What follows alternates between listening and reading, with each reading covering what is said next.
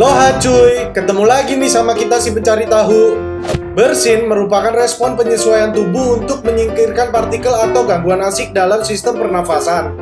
Partikel-partikel itu didorong dengan udara yang dikeluarkan secara keras. Bersamaan dengan itu, sekitar 40.000 butir air keluar lewat hidung dan mulut. Kecepatannya bisa mencapai 250 km per jam loh cuy. Gimana jadinya ya kalau momen bersin dilihat secara slow motion? Nih, kita udah rangkumin cuy momen bersin kalau dilihat secara slow motion.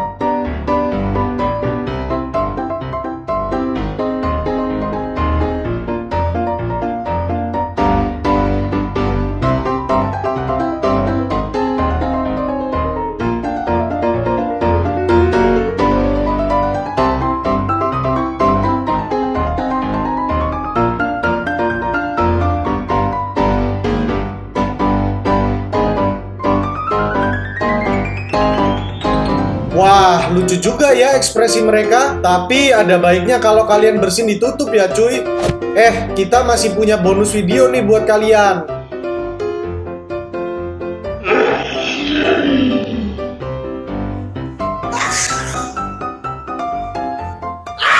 I feel good. I knew that I wouldn't.